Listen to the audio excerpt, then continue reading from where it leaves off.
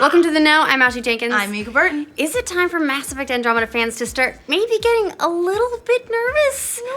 Maybe, possibly, and not just because it's coming out in less than a week and you're starting to get like anticipation shakes, for real reasons. While Mass Effect Andromeda won't release until March 21st and full-fledged reviews aren't yet out, we are starting to see some first impressions for the game from around the internet.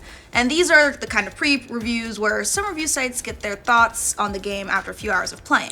And while there's been a lot of praise for the latest installment in the venerable Bioware franchise, a few voices out there have raised some issues with it, with one reviewer saying the game is, quote, overwhelming, and another straight up calling it not good. Oh no! Which is not good. Which is not good.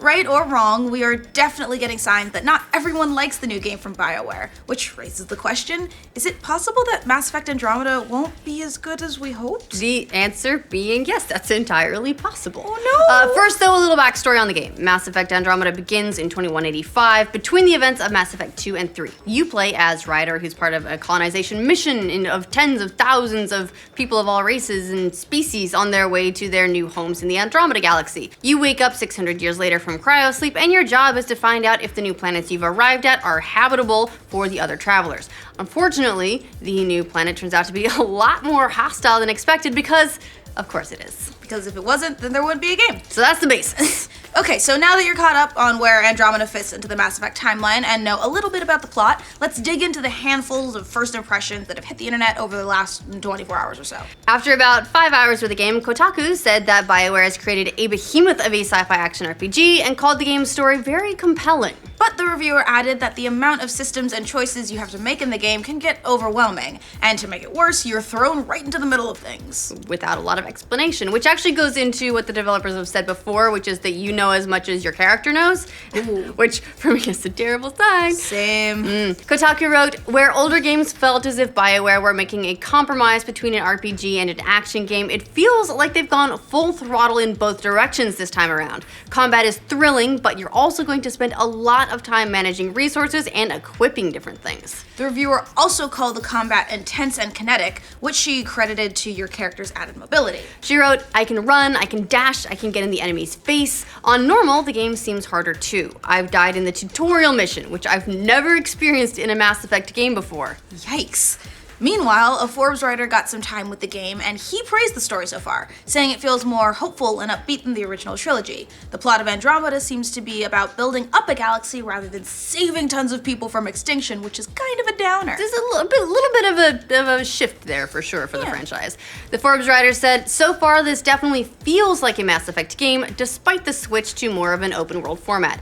I know people thought that Andromeda would end up trying to copy Destiny or No Man's Sky or something like that, but it really does not borrow much from either so far. This is Mass Effect, for better or worse. Of course, what sets any Mass Effect game apart are the wide variety of characters, and they're intriguing, according to Kotaku. Its reviewer wrote, I met a racist Solarian, I've met a very I met a lot of people who are just trying to get by under trying circumstances. Nobody is boring. Even the most annoying characters have a reason to why they're being so dickish. But the new interaction system, after getting rid of the Renegade Paragon options, has led to some unexpected romance, according to Forbes. Like, you weren't trying, you just accidentally gave off the wrong vibes. The reviewer wrote, I have accidentally flirted with everyone on my crew at this point because sometimes I just hit dialogue options without looking if there's a heart symbol, and I feel like I'm one longing look away from everyone calling me the thirst finder behind my back. Okay, so now for the bad things. The worst initial impression of the game came from Rock Paper Shotgun, whose reviewer said he wasn't impressed with the game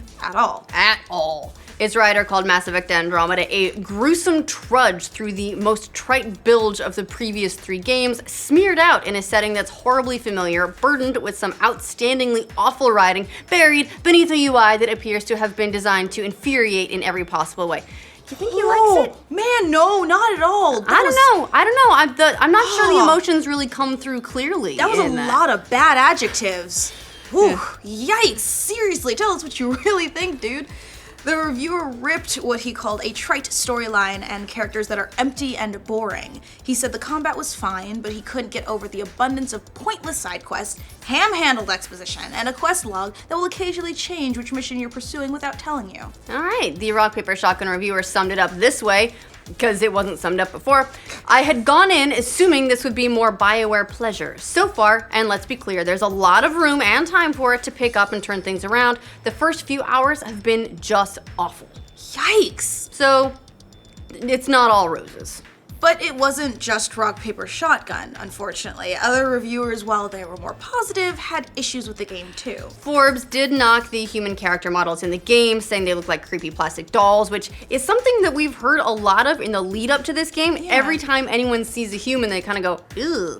But they did say the aliens look great. And Forbes, bangable. Yeah, hopefully.